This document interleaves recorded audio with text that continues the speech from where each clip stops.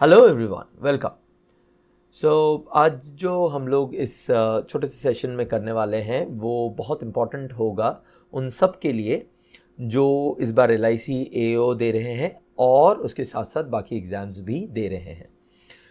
As you know, this time ऐसा हो गया है कि लगभग सारे ही एग्ज़ाम इकट्ठे 3 से 4 हफ्ते के अंदर वन आफ्टर द अदर होते जा रहे हैं। And that is why a lot of students really get confused sometimes कि किसके लिए क्या करें, किस तरह से तैयारी करें।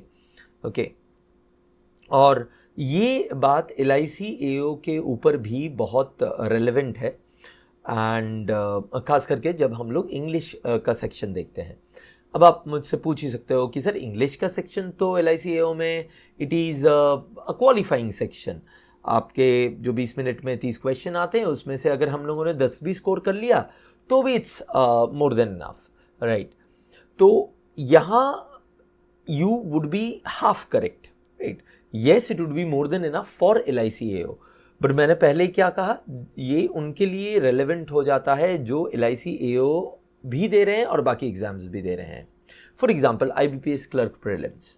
अब LIC AO और IBPS क्लर्क प्रीलिम्स एकदम बैक टू बैक है, राइट। ओके, अभी आप लोग SBI क्लर्क प्रीलिम्स दे के आए और अभी IBPS क्लर्क प्रीलिम्स देंगे और उसी के आसपास आप LIC AO भी देंगे।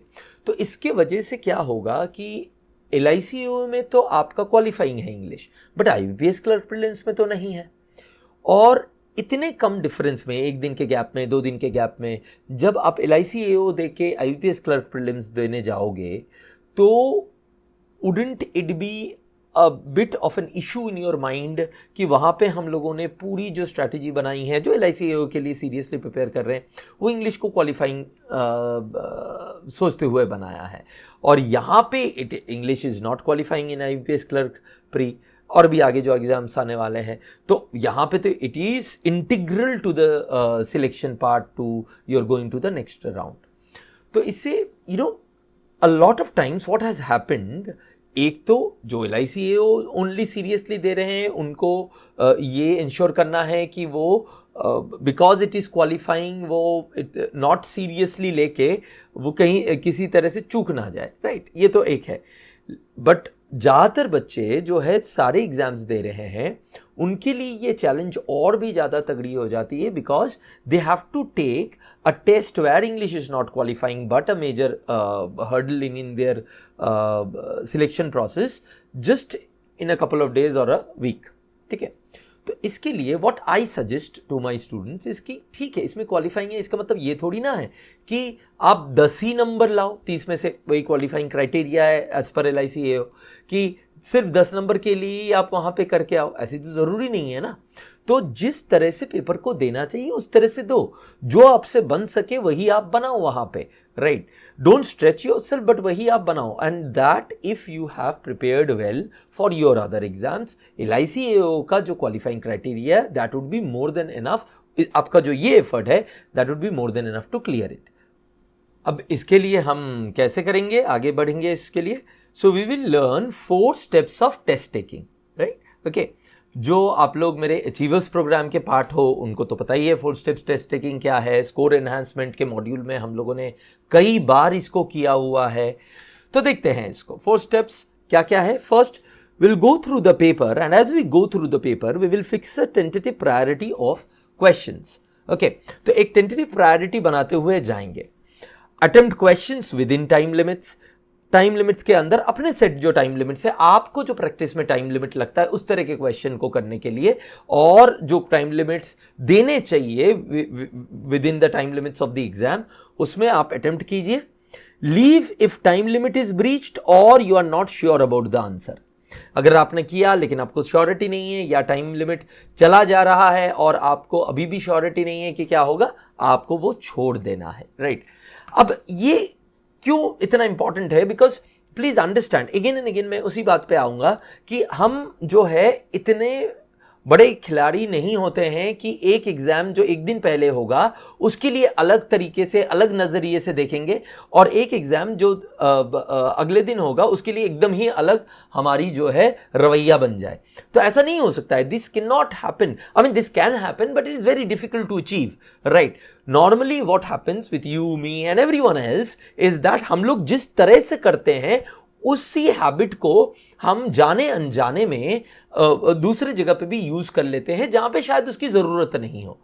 तो मैं ये चाहता हूं कि आप LIC AO का क्वालिफाइंग वाला हैबिट ना लगाए, रादर देन आप IBPS क्लर्क प्री का या जो भी आप प्री के एग्जाम्स देते हैं वहां पे स्कोर मैक्सिमाइजिंग वाला हैबिट लगाए, और उसके वजह से आप ऑटोमेटिकली जो है LIC AO में क्लियर कर दें। ठीक है, right. Now let's move on. और before I give you how to set priority, दो छोटे अनाउंसमेंट। फर्स्ट इज कि LIC AO का जैसे ही आपका प्री खत्म हो जाएगा उसके बाद आपको मेंस की तैयारी करनी पड़ेगी। और आपको पता है कि मेंस में डिस्क्रिप्टिव आता है, और डिस्क्रिप्टिव में इस बार जो आपका पैटर्न है वो भी अलग है। तो इसमें ताकि आप लोगों को हेल्प हो, मैंने एक कोर्स डिज़ाइन किया है डिस्क्रिप्टिव का, जिसको you can check it out, because इसमें I would be giving you sessions on how to handle descriptive, किस तरह से आपकी precis writing, report writing, situation analysis और जितने भी नए नए एक्टिविटीज़ जुड़े हैं इस बार उसको कैसे हैंडल करना है उसका डिटेल में मैं आप लोगों को गाइडेंस दूंगा, with the process, with practice, everything, right. तो you can check that out. और आप लोगों में से अभी तक जिन्होंने मेरा ओपन ग्रुप टेलीग्राम का ज्वाइन नहीं किया, काइंडली इमीडिएटली ज्वाइन इट। उसमें बहुत सारी इंपॉर्टेंट एक्टिविटीज़ हम लोग कर रहे हैं और करने भी वाले हैं आगे, जो इंग्लिश और क्रिटिकल रीजनिंग आपके जो है इन एरियाज़ को हेल्प करेगी।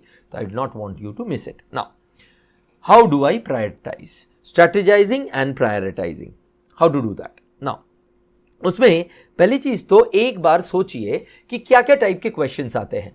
तो नॉर्मली अगर हम लोग देखें कि cloze test and FIB, word usages, grammar, right, easy, grammar, medium, इससे ऊपर नहीं आते हैं ना। LIC AO के इंग्लिश के प्री में आते हैं, ना आपके IBPS क्लर्क के प्री में आते हैं। रीडिंग कॉम्प्रिहेंशन वो शॉर्ट हो सकता है, लॉन्ग हो सकता है, उसमें 7 क्वेश्चन हो सकता है, 5 क्वेश्चन हो सकता है। Parajumble and para completion and miscellaneous, जिसमें मिक्स्ड क्वेश्चंस हो सकते हैं। तो यही आपका जो है यूनिवर्स है जिसमें से क्वेश्चंस आ सकते हैं। तो इसमें how do we strategize and prioritize, ये जो प्रायोरिटी 1 है जो मैं बोल रहा था कि पहले ये वाले सेट क्वेश्चंस करने चाहिए उसके बाद नेक्स्ट वाले सेट, वो कैसे आइडेंटिफाई करें। ऑब्वियस सी बात है वो हर एक का अलग अलग होगा, राइट, बट ये डिसाइड कैसे होगा, हर एक का अलग अलग होगा, मतलब हर एक का पैरामीटर अलग अलग होगा डिसाइड करने का, but what would come in it would be different for everyone, may be different for everyone, but normally that would be dependent upon the time and accuracy. मतलब टाइम कितना लगता है आपको उस क्वेश्चन को करने का, और उसमें आपकी नॉर्मली एक्यूरेसी कितनी होती है। अब इस अगर मैं प्री के रेस्पेक्ट में देखूं तो फॉर एग्जांपल, एक एग्जांपल के हिसाब से नॉर्मल जो क्लोज टेस्ट और fill in the blanks questions होते हैं, single filler, double filler, these are less time taking and very accurate if you had been a good reader. अगर मैंने जो आप लोगों को गाइडेंस दिया है वो आपने फॉलो किया है पिछले 1-2 महीने से, तो then you would do it very fast and accurately. तो उसको जो है हम लोग प्रायोरिटी 1 में डाल देंगे। तो मान लो 1 to 5 पैराजम्बल है, वो प्रायोरिटी 1 नहीं होगा, बट 6 to 10 क्लोज टेस्ट है, उसको पहले कर लेंगे हम लोग, राइट। देन वर्ड यूसेजेस, अच्छा ग्रामर जो इजी वाले हैं, जैसे कि एरर करेक्शन, नॉर्मली हम लोगों ने देखा है कि सेंटेंस रिप्लेसमेंट जो छोटे छोटे होते हैं वो बड़े इजी होते हैं, तो उनको हम लोग जो है प्रायोरिटी 1 में रख सकते हैं। Again as I am telling you, this has to be decided by you because it is different for everyone, but it has to be decided on the parameters of time and accuracy. And then you have grammar medium जो obviously आपके या तो priority 2 में जाएगा या तो आपके priority 3 में जाएगा। Then reading comprehension, it will take more time, accuracy अच्छी हो सकती है but it will take more time, so they should be in your priority 2, जो प्री लेवल आते हैं। देन पैराजंबल पैरा कंप्लीशन, हो सकता है आपका पैराजंबल पैरा कंप्लीशन एकदम से ही स्ट्रेंथ नहीं है, होपफुली आपने जो डेली पैराजंबल एक्टिविटी हमारे ग्रुप में है वो पार्टिसिपेट किया है, तो आपका पैराजंबल में इंप्रूवमेंट आया ही होगा। एंड आई एम थिंकिंग कि उस एक्टिविटी को फिर से मैं चालू करूं, राइट। तो अगर आपने नहीं किया है तो पुराने सारे एक्टिविटीज़ पार्टिसिपेट करना, और आगे भी आने वाले जो एक्टिविटीज़ है उनमें पार्टिसिपेट करना, आपका पैराजंबल बहुत स्ट्रांग हो जाएगा। तो वो जो पैराजंबल पैरा कंप्लीशन, मान लो अभी आपका स्ट्रांग नहीं है तो उनको आप प्रायोरिटी 3 में रख सकते हो, राइट। एंड देन मिक्स्ड में जो आता है जिस तरफ से आता है, तो इस तरह से you can think about it, इस तरह से you can plan about it. तो इससे क्या होगा, जैसे cloze test, fill in the blanks, grammar और वर्ड यूसेज का मतलब one part of word usage और one part second part of word usage जो आसान होते हैं वो आ जाते हैं, तो उनको आपने प्रायोरिटी 1 में कर दिया। जो आपके लिए हो तो जाते हैं, एक्यूरेसी तो ठीक है लेकिन स्पीड थोड़ा सा कम है, या उल्टा भी हो सकता है कि स्पीड अच्छा है लेकिन एक्यूरेसी कभी कभी कम हो जाती है, तो उसमें जो है कम का मतलब ये नहीं 20%, 30%, 60%, 70% इस तरह से हो जाता है, तो then you can put it in priority 2, ठीक है, राइट। तो इस तरह से आपको ये प्लान करना है। इसे होगा क्या, आपका LIC AAO और IBPS क्लर्क प्री आपको अलग अलग 2 इंसान नहीं बनने हैं, आप एक ही इंसान दोनों को अच्छे तरीके से हैंडल कर सकते हो और प्रिपेयर करके, and you can crack it, ठीक है, right. So see you in another class and all the best for your upcoming exams. Thank you very much.